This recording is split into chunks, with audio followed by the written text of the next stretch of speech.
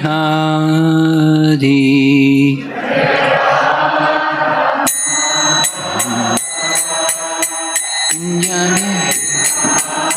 Jaya Radha Madhava Kunjabi Hari Madhava Kunjabi Gopi Jana Vallabha Girivara Dhari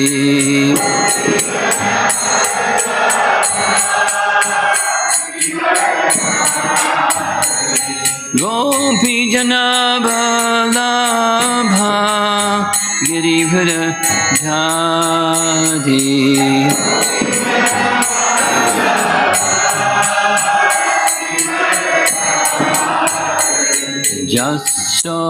Jasodanandana Prajajanaranjana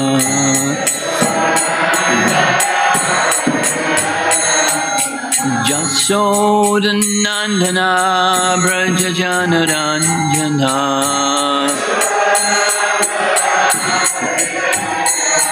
Jamuna Kiravana Chadi Jamuna Kiravana Chadi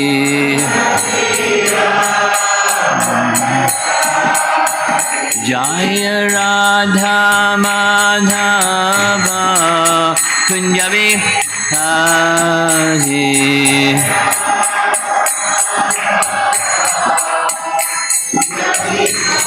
Jaya Radha Madhava Kunjabi Hari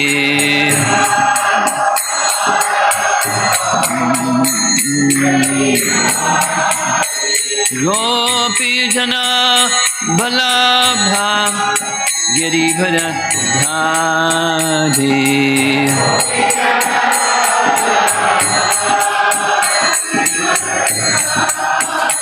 Gopi Jana Vallabha Girivara Dhari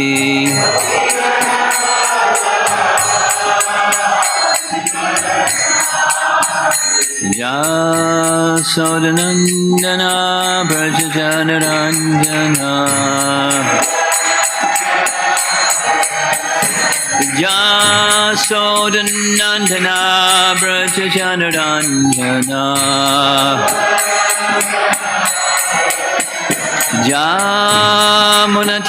Jamunatiravana Chadi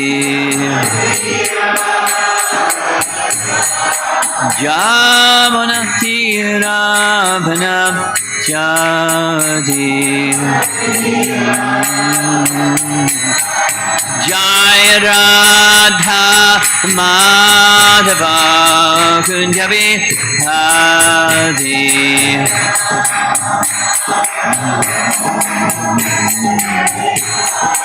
Jaya Radha Madhava Kunjabi Hari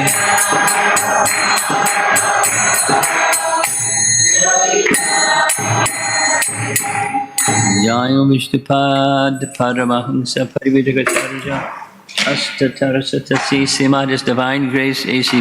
Bhaktivedanta Swami Srila Prabhupada Ki Nitai Gaur Premanandi.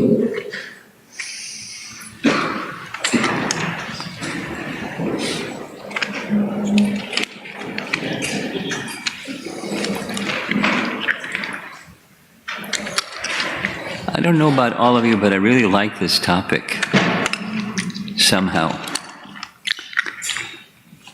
Vaisnava Etiquette from the Ramayana or within the Ramayana, and Maryada.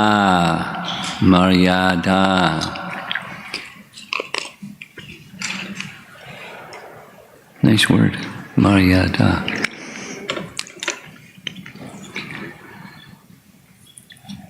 it is said about Lord Ramachandra that he was the ideal king, and including amongst the qualities of his ideal rulership was he impeccably was upholding and setting the standard for proper maryada, or the etiquette.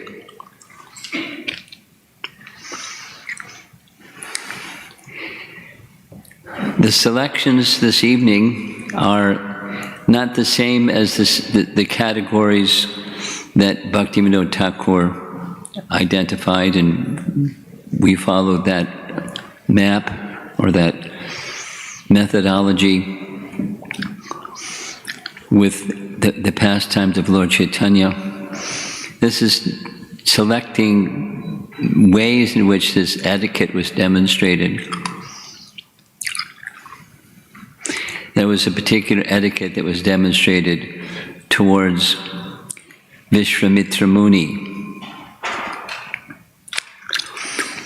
And the way that, you all know the sequence of events, Vishwamitra Muni came all the way to Ayodhya to make a request that the two sons of Dasarath, Ram and Lakshman, come with him to kill a wicked demoness that was tormenting and disturbing the Brahmanas. He was powerful enough, he didn't need Kshatriya to do, but he was not going to use the strength of his austerities to deal with Taksha. So when this was told to Dasarath was, "What have you come? Whatever the answer is, yes, whatever you want." And when he told what he wanted, the answer was no. It wasn't exactly no, it was like, "What about alcohol instead?" And these are just 12-year-old boys, and from what you described, the demoness is very formidable and very difficult task, and why are you doing this? And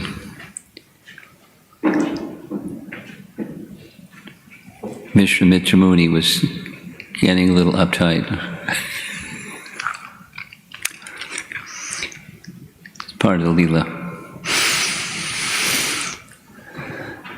And Dasarath realized he'd crossed the line.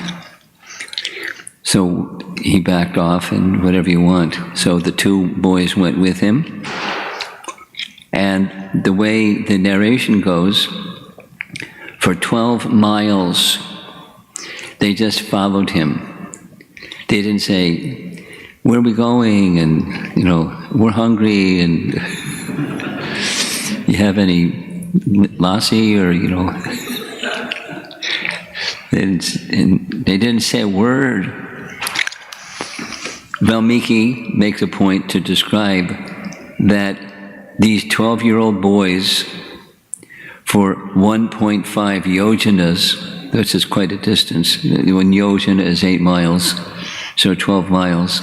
12 miles, they said nothing. And then they only spoke when spoken to. And the Vishwamitra Muni had appreciation for their quality. 12-year-old boys usually are a little playful and frolicsome and restless and curious and what's this and what's that and all those things. Because they're used to palace life, they're not used to being out and about like this.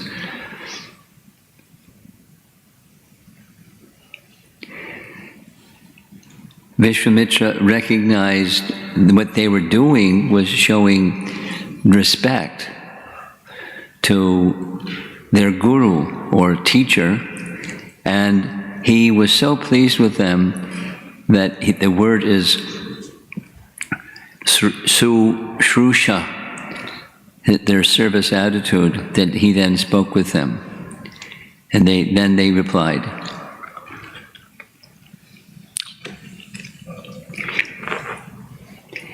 In one sense, the guru was examining the disciple, and disciples can pass the test or not pass the test. They can behave however they behave. But those that understand the principle, as Ram and Lakshman were demonstrating the principle, they just accept it. This point came out Friday evening, and I made reference to the following, so now here's the image on the screen. Giriraj Maharaj wrote a letter to his disciples, some devotees, in 2014, quoting Jamuna, addressing one of Prabhupada's disciples. Someone was going to take over the cooking service for Jamuna.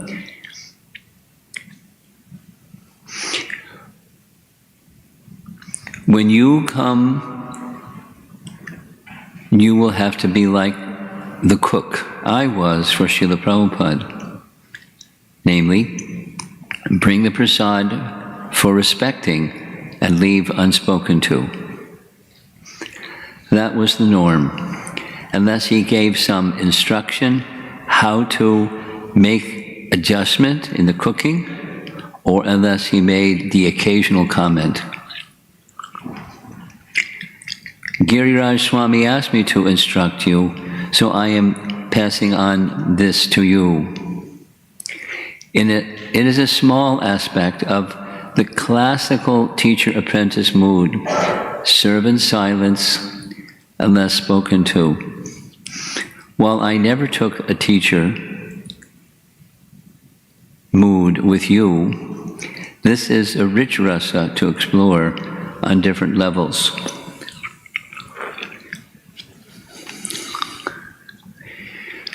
You can understand from this several things. I can understand from this several things. Look at how Jamuna is just observing the object of her devotion. She's just focused completely on Prabhupada and Prabhupada's mood and what he wants, and indicating she didn't speak too much, she didn't speak too little, she just was very observant, and what he wanted is what she wanted. And that was her mood. And then because she was trained by Prabhupada personally, those that were trained by Srila Prabhupada personally were very, very fortunate. And he didn't universally train everyone the same way, because everyone has personalities and so forth.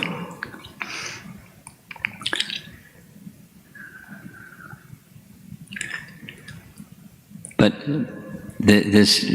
back to the topic for this evening, Lord Ramachandra showed the etiquette of respect of teacher by speak when spoken to. Now, there's other examples, but that's a nice example.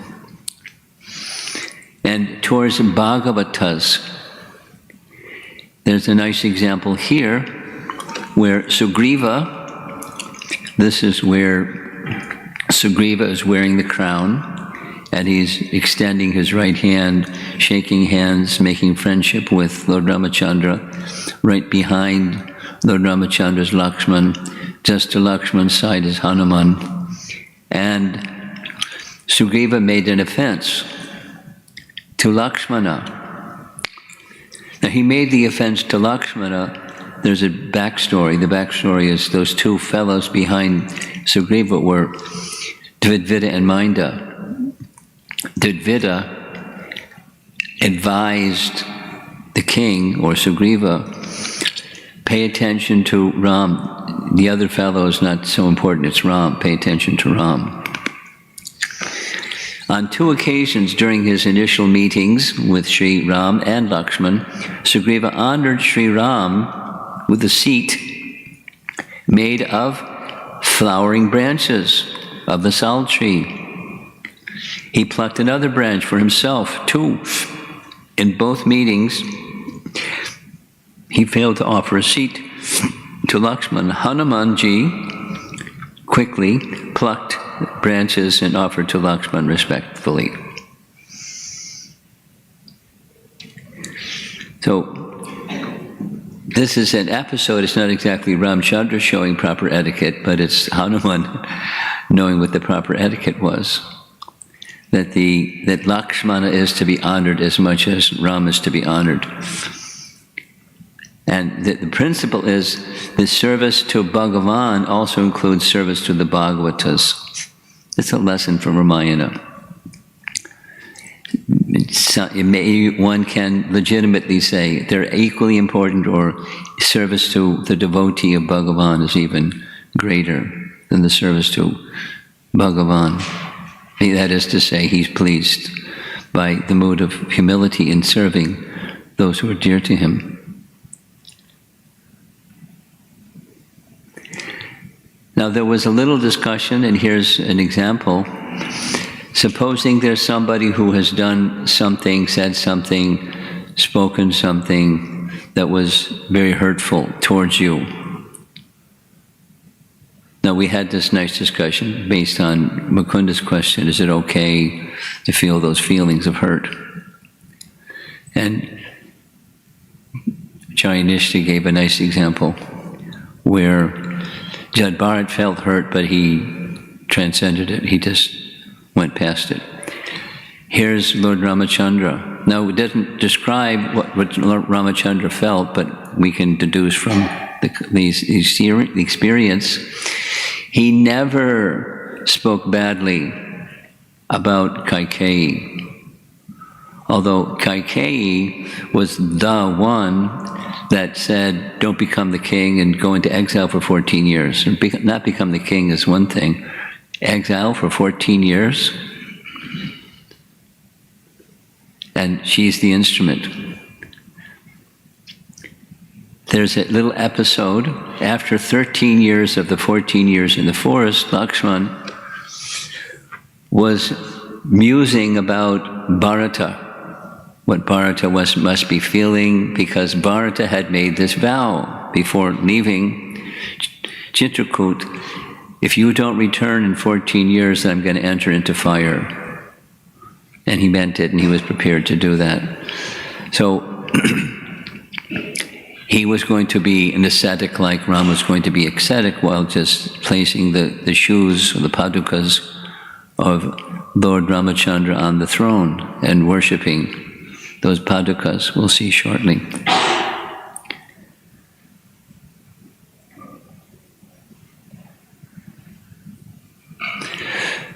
So Lakshman was contemplating what Bharata must be feeling.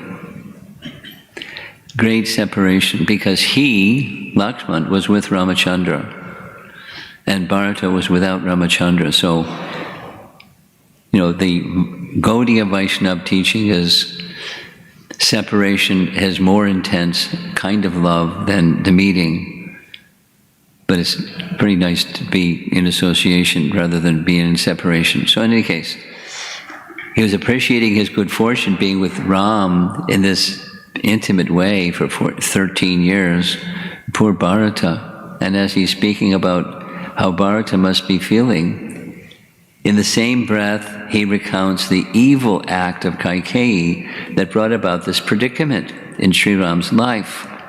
Sri Ram immediately cut off Lakshmana and asked him only to speak about Bharata. He didn't want to hear anything about naysaying or fault-finding or complaining or whining or any of that kind of talk about their misfortune due to the instrument of their misfortune. Of course, it's a Leela, and there's a purpose behind the Leela, many purposes. So if you're the personality of God, and you can just chalk it off as, okay, this is Leela, so no problem, Haribol. But he's teaching. He's teaching.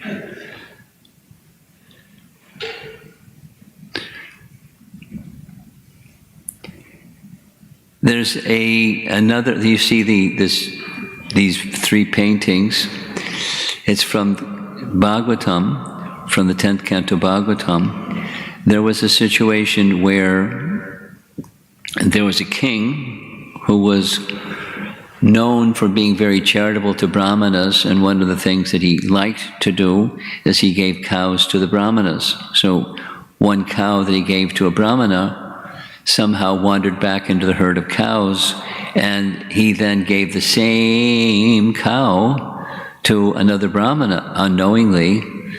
And then the brahmana number one saw the cow and said, "What are you doing, king? You gave my cow to some other brahmana?" And the king said,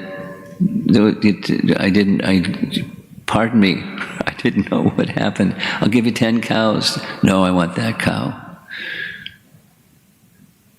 Oof, poor king. I curse you, you become a lizard. And so he became a lizard. It was a pastime. Don't worry, Brahmanas don't usually tell people that you become a lizard. But he became a lizard. So Krishna knew, omniscient Krishna knew. So he had a long boarding house reach, they call it. He reached all the way down to the bottom of the well, knowing that the bottom of the well was that lizard, and he touched the lizard, and the painting on the right shows the lizard became the king again, but now touched by Krishna king. So free from all material contamination. What to speak of the life of a lizard, and not to speak the life of a king, but a purified soul. And he offered prayers, and it was very nice. And they all lived happily ever after.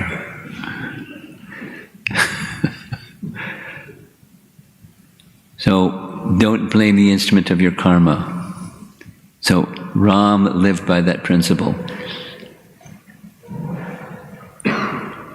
Another nice example, this is not specifically Ram, it's relation to Ram, but when Hanuman was captured after having his conversation with Sita, and then deciding he was going to make havoc in the beautiful garden of Ravana and disturbed everything, the soldiers came and he mutilated the soldiers and the whole big thing, and they captured him. That's what's on the left. They tied him up in ropes and they brought him before Ravana. And Ravana's plan was to kill him because he made a mess in his garden. And he killed a number of generals, and you don't mess with me, I'm Ravana. Fortunately, this is what happened in Ravana's kingdom. Vibhishan, it reminded Ravana, emissaries, you're not to kill the emissary. You can punish them and send them back punished, but you can't kill them. So fortunately, Ravana listened to his brother, and the decision was made that the tail of a monkey they very much are attached to, and so get some cloth, soak it in kerosene, tie it around the tail of the monkey, and light it on fire, and watch him scream, torture. So that was how Ravana dealt with the emissary. It wasn't exactly emissary, but that's okay. It's emissary sent by Jambavan and the Vanaras, who were on the search for Sita. So indirectly sent by Ramachandra. And one way he was treated. And then conversely, once it became known that not only there was Hanuman, there was a humongous army waiting to cross the sea. There was no boats to carry the big army, but how they would get to Lanka, that was another thing. But he sent some spies. First of all, he sent one spy named Sukha.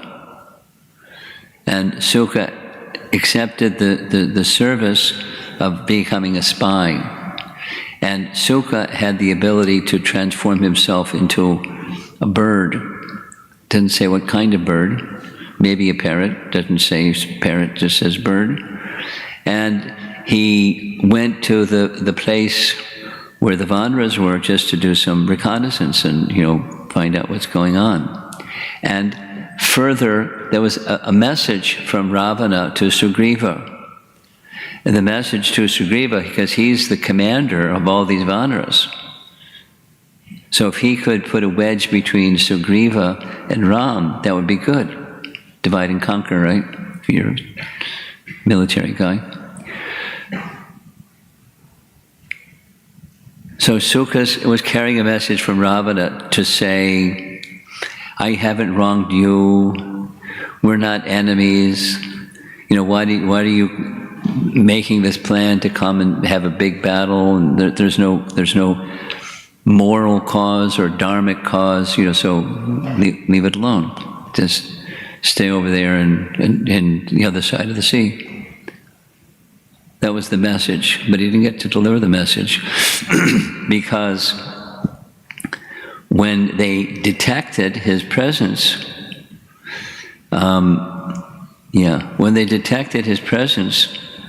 they grabbed him and were roughing him up, and Ramchandra saw what was going on. So now he's not in a bird form, he's in a Sukha form. And Ramchandra said, let him go. And you've come to examine our forces. If you like, I can take you on a tour and show you the length and breadth of our forces. So you can take that message back to Ravana and scare the daylights out of him. That would be very nice. So all hospitality to you.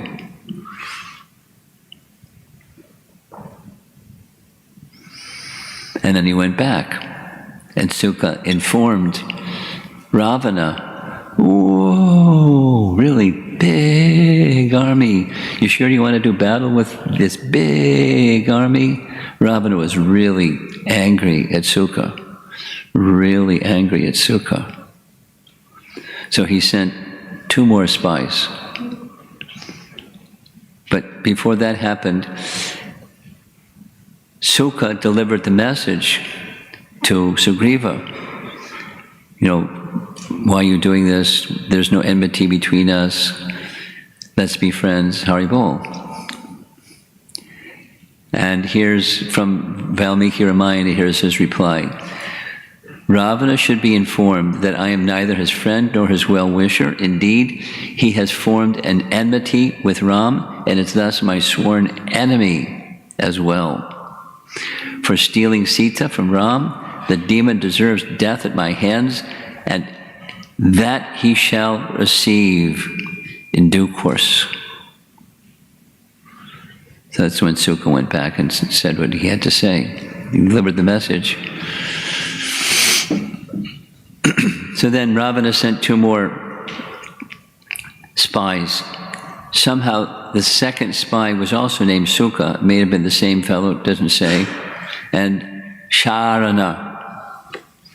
And they didn't come as birds, they disguised themselves as Vanaras, and they were detected, and once they were detected, they started getting frisky with the 2 that were imitation Vanaras, and Ramchandra ordered again, not only they be released, but they be treated respectfully. Now this is a war, and sometimes in war there's violations because it's war. But not Ramchandra. He's Maryada Purushottama. And when Hanuman came back to inform the Vanaras what happened, he just told the Vanaras what happened. The senior members of the assembly. So a lesson is when we have in the assembly of senior personalities. This is, of course, Lokanath Maharaj and Gauranga Prabhu, and showing him their nice facilities, and Lokanath Maharaj is honoring the nice facilities that they've developed. But he's not bragging about the great service. He's just explaining what they've done with respect to the sadhu. When in the presence of superiors, one should not speak highly of oneself. This is an example. This is Hanuman. When he came back from visiting Lanka, and there's a whole kanda, a whole big section, just like 36 hours worth of making a whole section of the Ramayana. He explained everything to everybody on the other side in detail. Visiting Lanka, Hanuman, his heroism in counting the difficulties to pass, how he was captured, he burned Lanka, and he told all the details. But later, they had to hurry and get back to where Ramchandra was, and Hanuman gave the report. Along with having given his ring, he gave some ornament that was Sita's to Ram. So to verify, I actually met Sita, here's her ornament. There's Ram examining the ornament, thinking of Sita. When he was narrating how the whole event happened, both to Ramachandra and Lakshmana and Sugriva, because Sugriva wasn't with their party, he skipped all the details about his exploits, and he just gave the necessary information. That Sita is safe, she wants to be rescued within 30 days, or else she will take her life. And he gave the layout, the military espionage kind of information that's needed. No description or glorification of his own exploits, just amongst friends. It wasn't glorification, it was just, yay, and then this, and then that, and then the other thing, and then the other thing. But before, this is etiquette, before the superior, sparingly.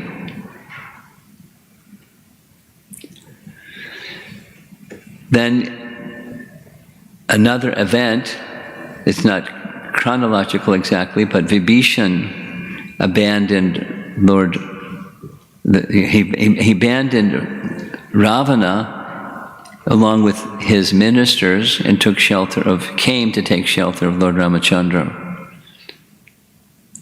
And the first person who met Vibhishan was Sugriva. And Sugriva was requested by Vibhishan to ask Lord Ramachandra if he would accept him in his company, a defector. And there's a long section, and in the long section, different opinions. And it's nice to go through those. I'll invite you to go through them yourself. This one said this, that one said that, the other one said another thing, and they all had different opinions. Guess what? There's differences of opinions. And one was remaining silent, Hanuman. So Ramchandra turned to Hanuman and asked Hanuman, what did he think should be done with Vibhishan? Now, so in the presence of superiors, when asked by Ramachandra to state his opinion, he stated his opinion. Until then, he was silent. And then in detail, it's a long section, in detail, this was one idea, this isn't the best idea because, there was another idea, that's not the best idea because, and then there's another idea and there's another idea. He didn't name the names of who said this one, who said that one, but everybody knew. And going through the list of the holes in the bucket, the flaws in this strategy, that strategy, and the reasons behind them, he then presented what he thought that Ram had already done. Because knowing Ram has already accepted him. We're having a discussion about what should be done. He's already accepted him, because that's Ram. He knew his master because he's Hanuman. And so he should be welcomed with open arms as a brother. And he can be a great asset to help us because he knows all kinds of things about Ravana's kingdom and how he does what he does and who his leaders are and everything. He can be very helpful. But even helpful or not helpful, significant or insignificant, Ram's accepted him. And then that celebrated, very important statement, Ram confirming, once having taken shelter of me forever, I'll give them protection. That's something very similar to the Mame Kam Sharanam verse of Bhagavad Gita, very similar. It's honored in that way by the commentators, particularly the Sri Vaisnava commentators, particularly Govindaraj, a very detailed commentator. So here's some of the language directly from this section. Now, Ataha, Hanuman, who was endowed with good sanskaras and was the best of advisors, spoke words, uvacha vachanam, that were smooth, meaningful, sweet, and brief, or eloquent. And then he said what he said in honor of Lord Ramachandra, because he knows Ramachandra's mood. Plus he knows other channels don't have that same weight as Ramachandra's position. Now, a few more examples, and we're going to be winding up. What to do, especially in challenging circumstances, because life has challenging circumstances, and sometimes the road is all right, sometimes the road is a little bumpy, and sometimes the road is really rough. And we've probably all been through all of them, because just life is like that, like crossing the sea. Sometimes it's really rough. So here, a nice description. Ramachandra is knowing that Sita, he's feeling pain of separation from Sita, transcendental pain of separation from Sita, not the attached fellows, but the transcendental separation from Sita. And knowing that she's spoken to Hanuman, if I'm not redeemed in 30 days, I'll take my life. I'll enter into fire. And not knowing how he's going to cross the ocean, and knowing he's got to hurry up and defeat all the entire army of Ravana before going back and then returning back to Lanka, not Lanka, back to Ayodhya, and informing Bharata, I'm back. So he has some pressure, pretty significant pressure. Maybe some of you know what that's like. I know what it's like. Live a while and you'll find out if you haven't had the experience. So here's the description. Lord Ram performed his evening worship at sunset in the midst of intense feelings of transcendental separation from Sita, knowing her vow to take her life if she was not rescued within 1 month, uncertainty how to cross the ocean to rescue her, and Bharata's vow to enter fire if Ram did not return in 14 years.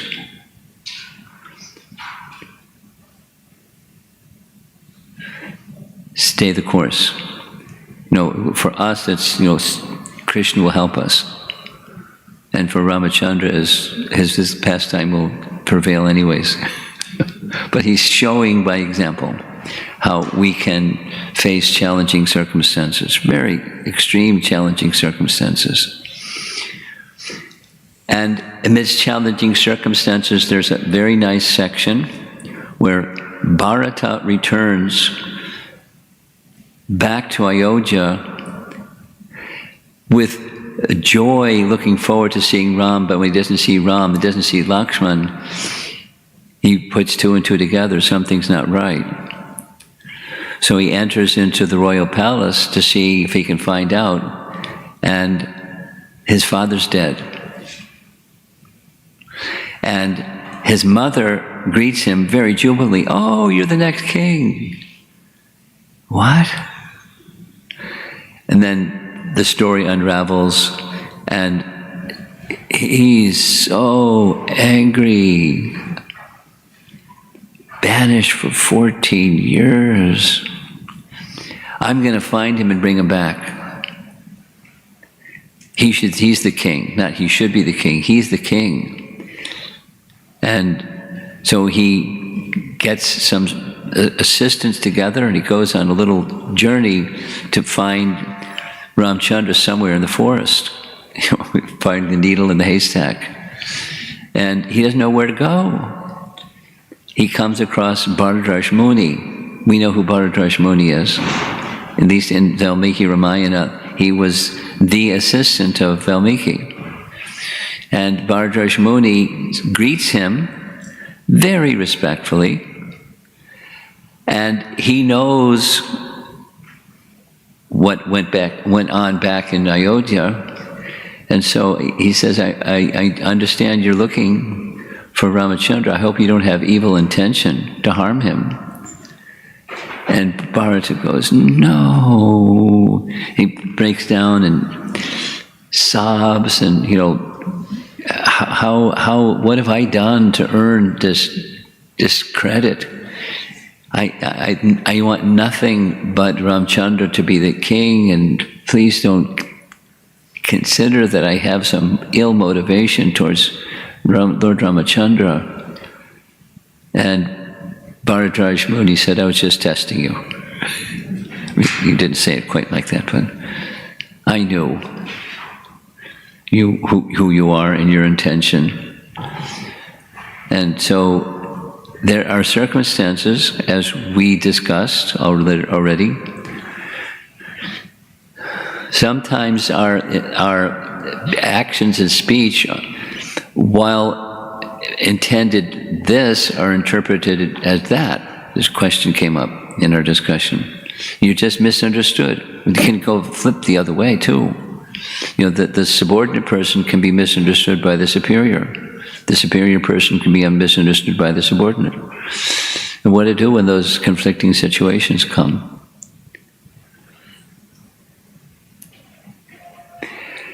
In Bharata's case, his character was his redeeming factor.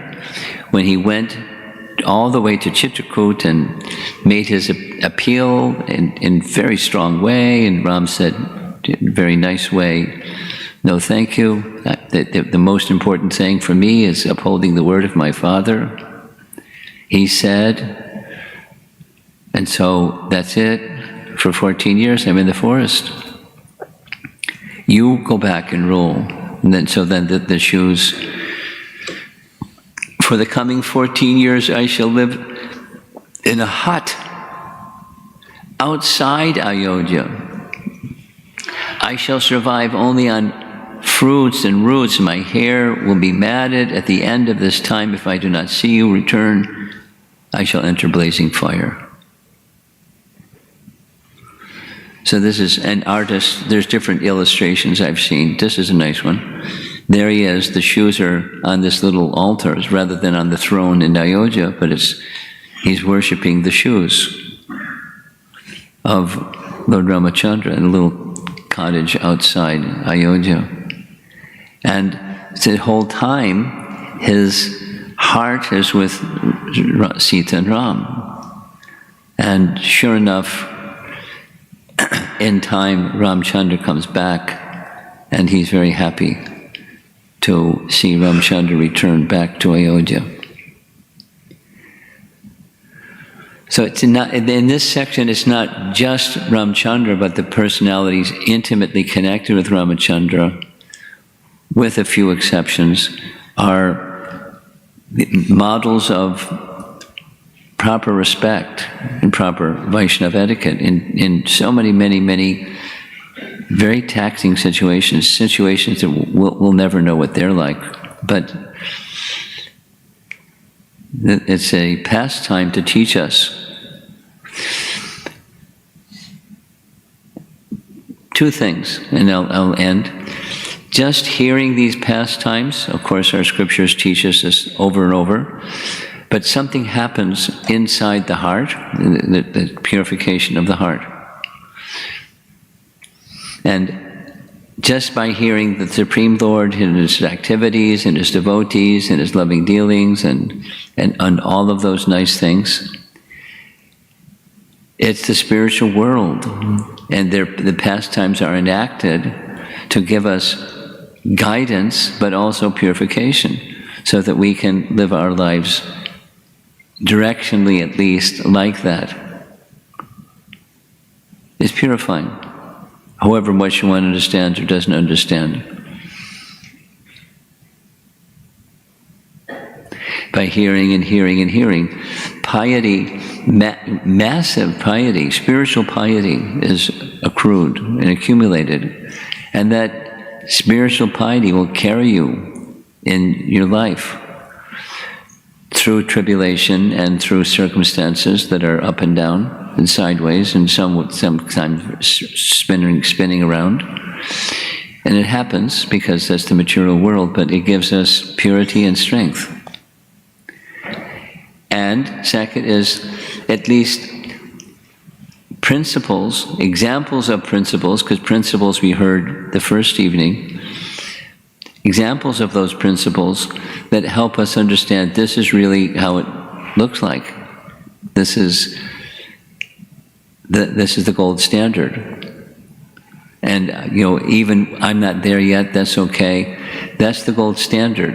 And let me aspire to move in the direction of the gold standard. Proper conduct, proper Vaisnava etiquette, specifically on this topic of respect. So let's see if there's some discussion.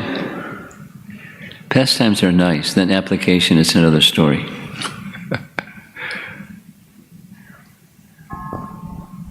Hare Krishna Maharaj. I was meditating on that point where Ram was cutting off Lakshman for speaking ill of Kayake. And I understand this is the highest standard, but I'm wondering, when we ourselves try to imitate this... When you are what? When we ourselves try to imitate this, okay. I feel like it can come across as artificial or... Yeah, it certainly can. Fanatical. Yeah, so then just let it out, just scream and yell. Don't be artificial. Is that what you're proposing? No. So yeah, you follow. Bhakti is a natural process. It's already within. So it may be my guna and karma is different than Ramchandra and Lakshman. Not maybe, it is.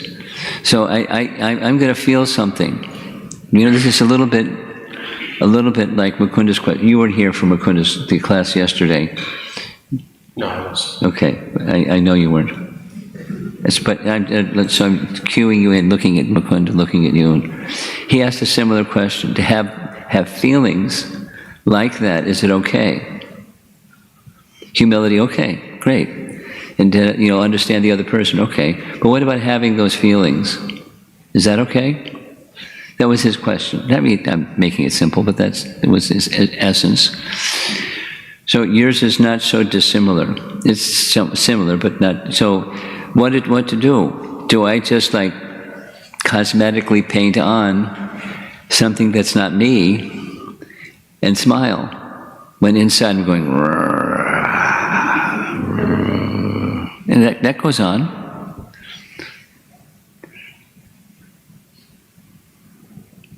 So that's not a good idea. I concur. It's not a good idea.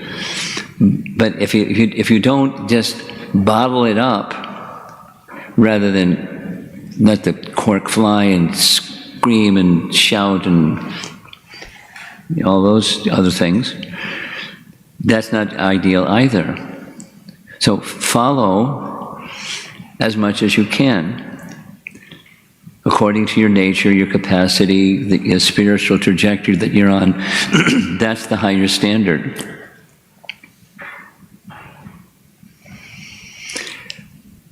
Supposing you rather than do what Ramchandra did, you let the person that's venting just go on venting.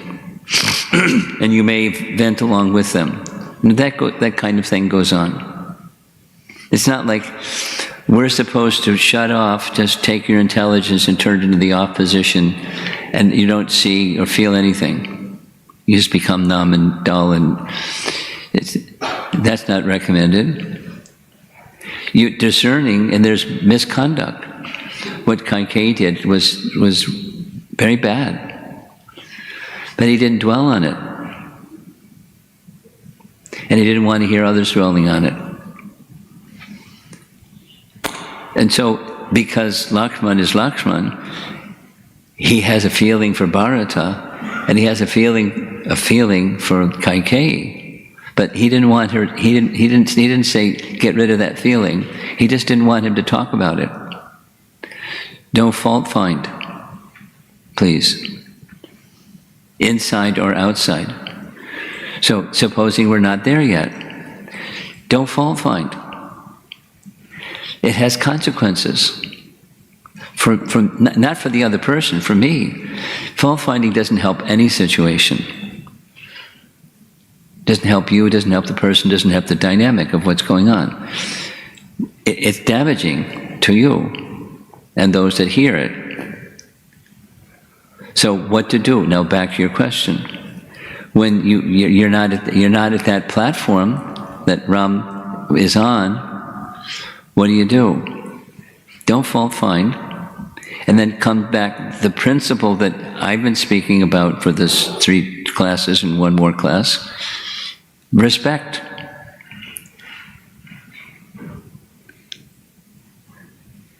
Then you have respect for Kaikeyi. Even what she did was abominable and hurtful to Ram and to the whole kingdom, because they're attached to Ram. So remain respectful. And because he did like that,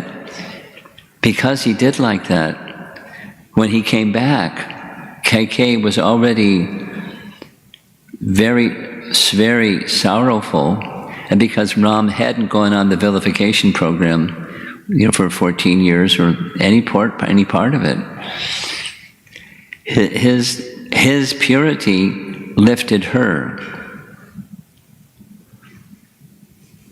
Yes, and she not only felt sorry, but she became, uplifted. There's no, we can't guarantee how somebody else is going to conduct themselves or behave or any of those things. But we can, from the position of respect, we can act in such a way, the possibility is there, the potency is there, that they can become benefited rather than vilified, or, because that doesn't help them, doesn't help us. So, now back to the question, Mukunda's question, what about, is it okay to have those feelings? It's different situation, but same dynamic. It seems to me that there's like layers. This is a pastime, and so in the pastime, all the personalities, Kaikeyi included, is undergoing some pastime with Lord Ramachandra. That's a lens that one must look at what's going on through that lens. Then there's our experience of something like that, which is not the transcendental one. But so Ramachandra is giving Kaikeyi an opportunity to become 100% squeaky clean attached to the Supreme Personality of Godhead, because she wasn't on that platform when she banished him. But he's giving up her an opportunity to come to that position and have the rest of his pastimes that took place in the forest and so on, ridding the world of Ravana and everything else that happened. It's just an unfolding of a pastime, and she was a player on that stage, the pastime stage. And our lives are not just pastimes, but we are being given an opportunity to choose between the internal potency and the external potency. Suppose we're not there yet, which is your question. You can choose to your capacity, go in the direction of the internal potency. And that carries strength with it. That's maybe not you 100%, but it carries strength with it. You go in that direction as much as you can. Even if it's a little cosmetic, even if it's a little pretentious. You're striving, you're cultivating, going in that direction.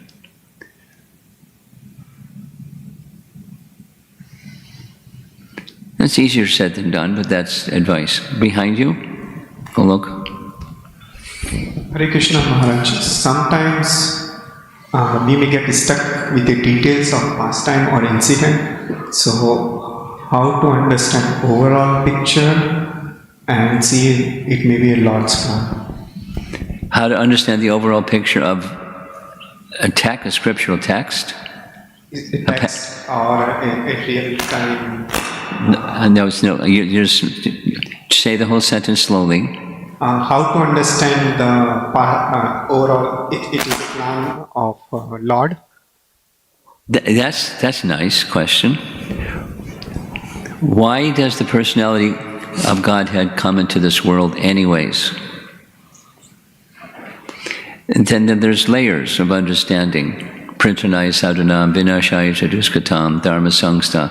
So he comes for those reasons, 3 reasons. And another verse in Bhagavad Gita. When there's discrepancy in dharma, I invent myself yuge from time to time to restore dharma. So those are some reasons that he comes. I like very much the explanation given by Vishwanath Chakravarti Thakur about why the personality of Godhead appears, and it's all about rasa. That's like rasa trumps everything else. The other things they're not zeros, but they're not the 10. And the 10 is he is rasa, and he comes to exchange rasa with his devotees.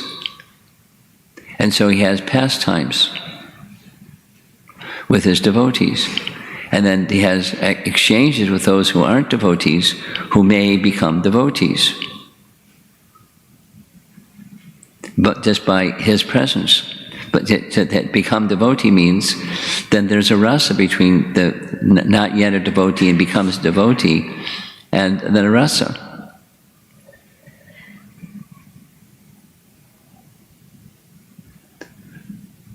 We're going to hear it tomorrow. Kubja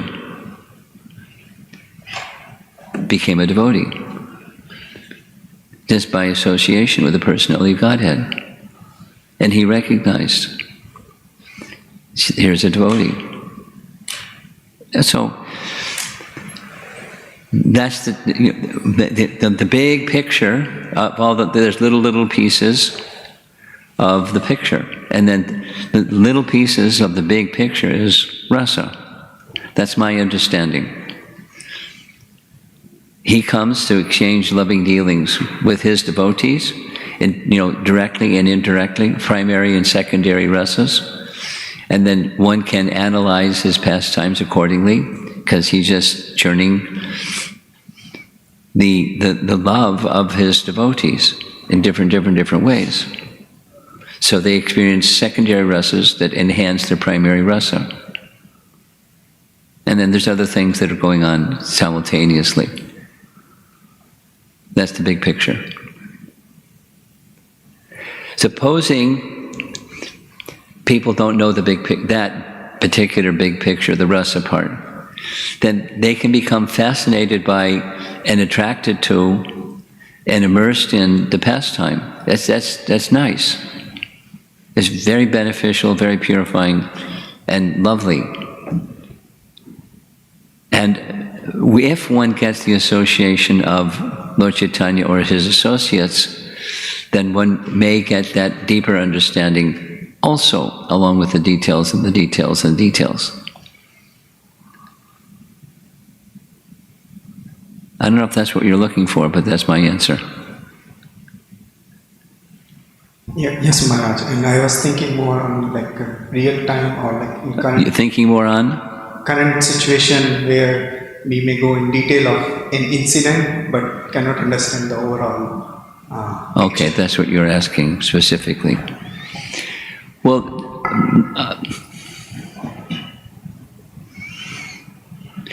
to have that discernment takes a very qualified person. And our acharyas are the very qualified persons, and our acharyas may have commented on something that my less than sharp intelligence hasn't fathomed yet. So go on hearing, go on chanting, go on remembering, go on glorifying, and a little light may go on that gives you, or any one of us, some insight, or find some explanation from our acharyas that, oh, that one, oh. But the embellishment is sweet, it's a refinement, and then, you know, it doesn't change the thread, the pastime. Because sometimes, in different days of Brahma, for example, different pastimes are performed, and so there's variety, which is nice.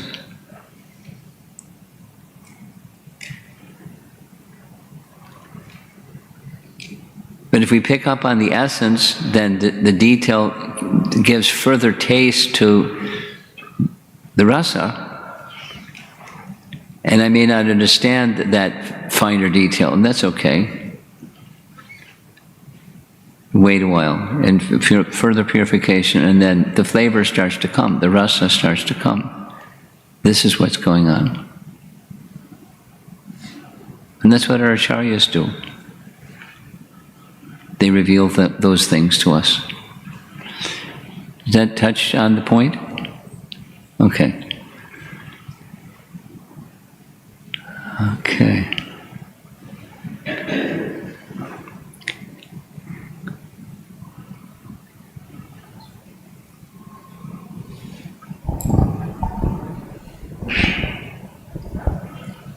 Guru Maharaj, this is continuing on the same pastime that the first question Rahel asked. So, my understanding is that before people can get to the... Before what? Before people can get to the point of empathizing with the pain of the person that is hurting them, they themselves need to be held for their own pain, witnessed and... This is your empathic communication seminar.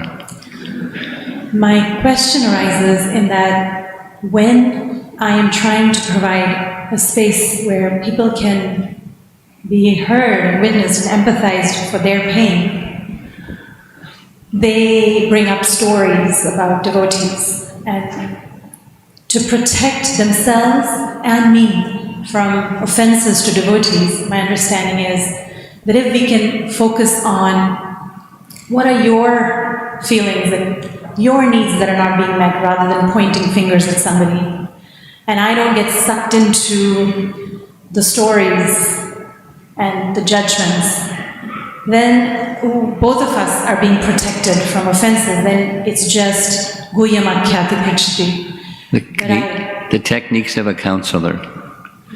We're getting... I like what you're saying. I'm not poo-pooing it. I'm honoring it. I'm very concerned in providing a safe space to people to express their emotions, that both of us are being protected from offenses, and I'm requesting your guidance in this area.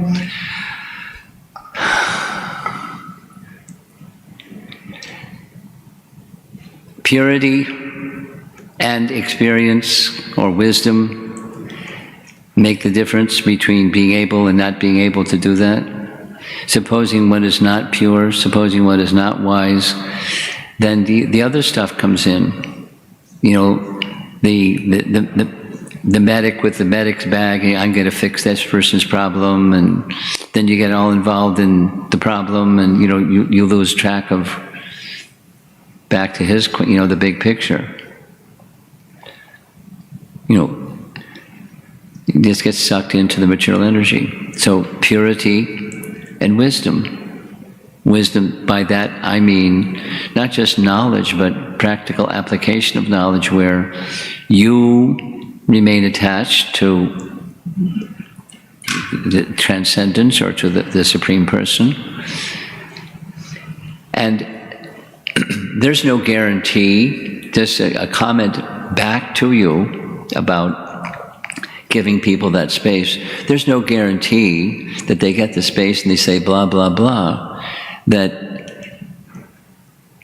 anything other than they feel better that here's a person I can go to and say blah, blah, blah, and they come the next time and blah, blah, blah, next time blah, blah, blah, next time blah. That it's not that the broken record tendency there's no repair.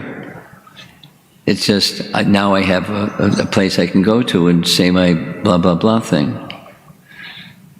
So somewhere in there, in that counseling strategy, in addition to giving people a space where they can be heard and all of those nice things, is, you know, a reminder of what they've forgotten. Now, there's a better chance for people who are in pain to accept that message from a person who has heard them.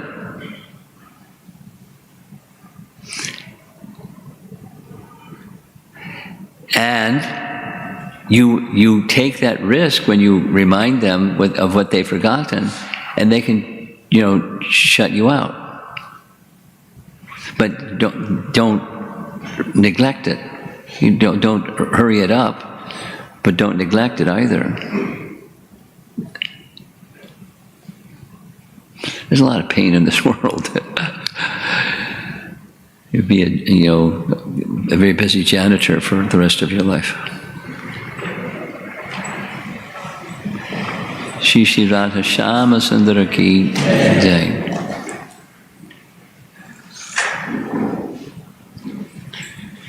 It's 7:35. There's Mukunda's got his hand up.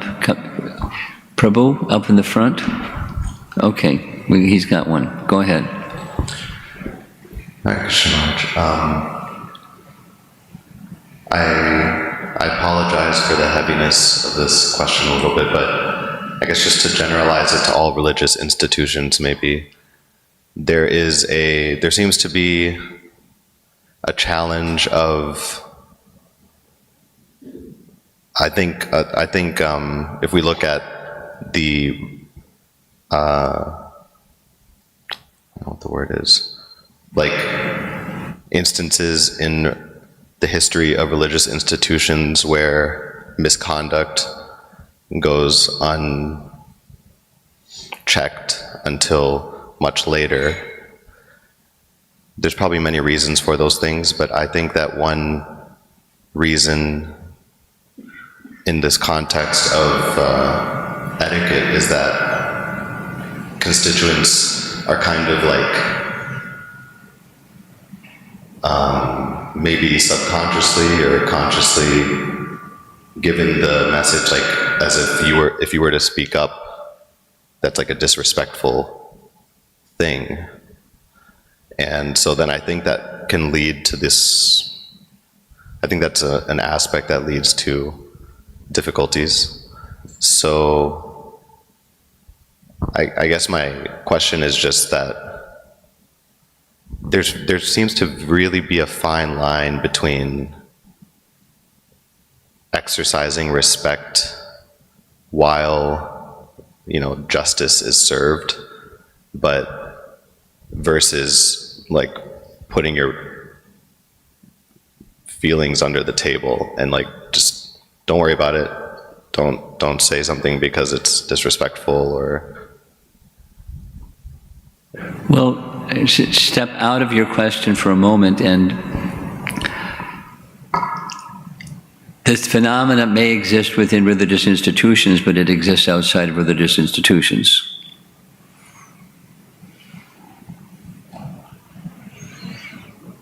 And no, it comes a little bit back to Sri Radhika's question about morality versus Bhagavad Dharma. You know, morality is on the material platform, and Bhagavad Dharma is on the transcendental platform. And is there some similarity? Where is there dissimilarity, and how do you bridge from morality to Bhagavad Dharma? Which is not exactly what you're saying, but it's kind of what you're saying. So when is it appropriate, and in what manner is it appropriate to, when you see something, you say something? No, this is 1715 Bhagavad Gita.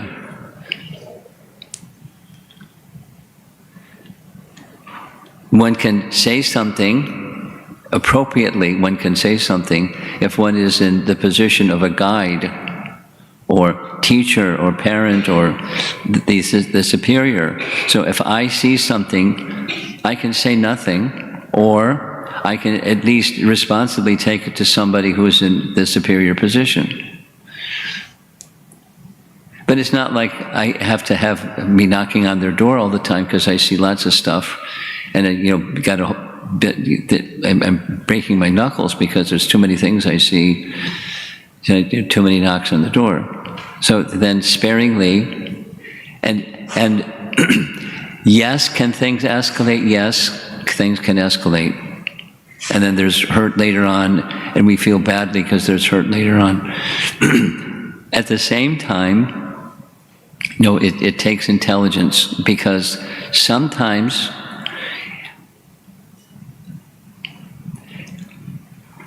the situation is a situation between an individual and Krishna. It's not necessarily someone or several someones are being injured while remaining silent.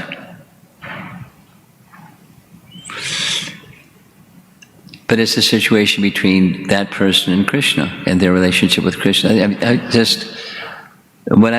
just be more direct. I learned a lesson from Burijan some years ago, and we've repeated this many times. I was with him in Vrindavan because he started the VIHE, and I liked Burijan, I liked education, and I liked Vrindavan. So I became a VIHE teacher for several years during the Kartik month. And very kindly he invited me to come. We had lunch together almost every day, and one day I brought something to his attention, blah, blah, blah. This came to my attention, blah, blah, blah. What is there something that you can think of that can be done? And he Burijan with me. He without stopping eating, he just continued. There are some circumstances, I put a point on what circumstances, but there are some circumstances that are just between an individual and Krishna, and you just leave it between them and Krishna, and don't be Krishna. Let Krishna do what Krishna does, and Krishna will do what Krishna does.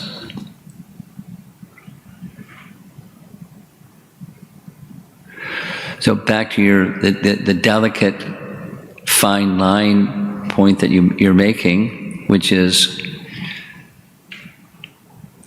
where's the line where saying something when you see something is not being disrespectful, versus being just a fault finder and saying because I see.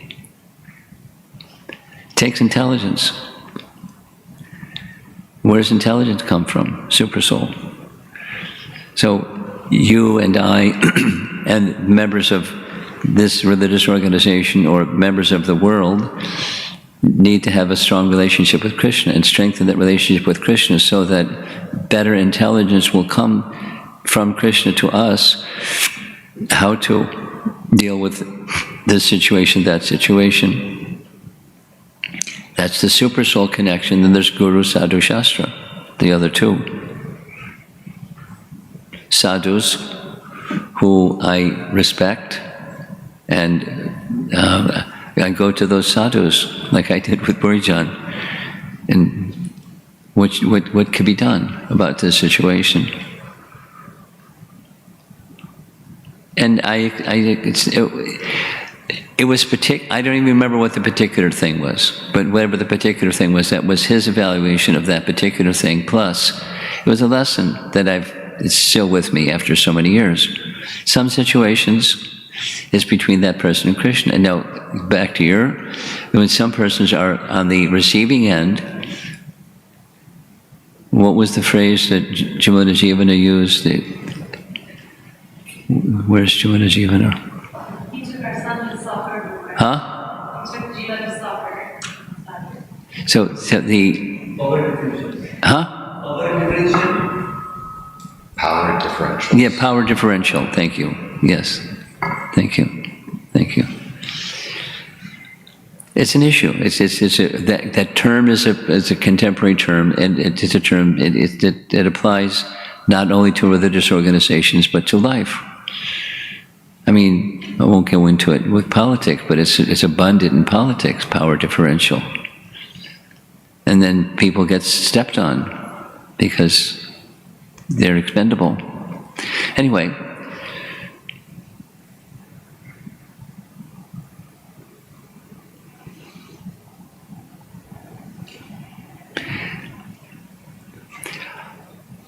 My reply, in addition to, yes, it's an issue that deserves some gravity, and two other points that I repeated, and I was earlier, repeating it again. Never depart from respect, even if I say something or don't say something, never depart from respect, and be in the mood of service. That is to say, what's going to be a benefit to this individual or the situation. And if I don't know, then don't just jump blindly and fools rush in. So be thoughtful, not necessarily trash it, not necessarily jump, but put it on hold and you contemplate what's the proper way to help this person, this situation, and please Krishna at the same time, in the mode of serving, all of the above. And the mode of service provides intelligence. Super Soul rewards those who want to be in his service with the intelligence how to be in his service effectively. We're not so advanced. So we need association of those who are advanced. Sadhu Sangha.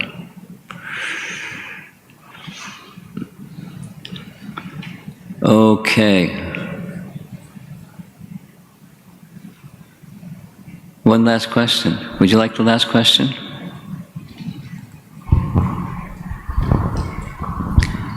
Could you hand him the microphone? Oh, you got a microphone? Okay, go for it. I have two questions. Two questions, okay. They're short, right? We'll find out. So, how did Vibhishan, even though he is in the bad association of Ravan, how does he preserve his good qualities, good divine qualities? Generally, we talk about in order to cultivate some good divine qualities or favorable to Krishna consciousness, it is recommended to be in the satsang or the devotees who have that specific good qualities. How does Vibhishan preserve his good divine qualities? Vibhishan get and preserve his good qualities even he was in bad association. That's your question? Yes, Maharaj. Well, his father, it was prophesied by his father to the mother that one of your sons will be virtuous.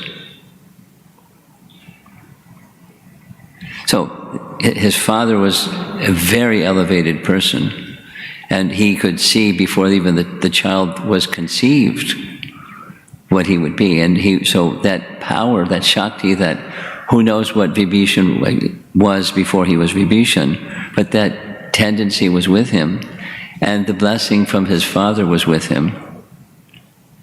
And virtue was he abided by virtue, and he spoke even in that company. He abided by the principle that he's the elder brother, but he was regularly advising his elder brother to live by virtue. So by living that lifestyle, then he preserved it. So in a compromise, let's just take another example. It's not the same, but it's similar. Vidura. He was in bad company. Shoulder to shoulder with Duryodhana.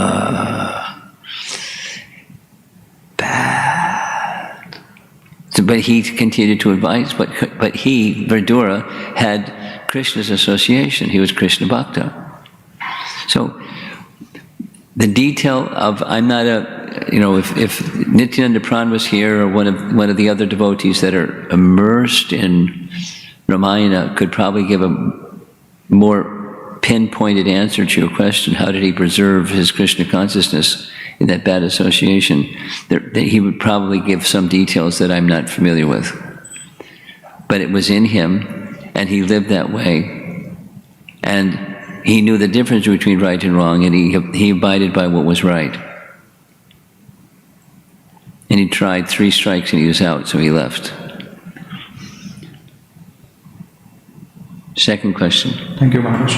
I think for the second question, I feel there is a lot of overlap in the previous question. But the question is, even though we are consciously communicating or consciously acting in some challenging situation by being a respectful way, how do we make sure that we unknowingly reflect in... Well, you're saying unknowingly. How can you ensure that unknowingly I don't do something? There's no purity is the solution, and without purity, unknowingly you're going to step on somebody's toes. Unknowingly you're going to say something with good intention, it'll be taken the opposite. Unknowingly. So you can't ensure unknowingly. Purity. That Krishna should be pleased. That's the key.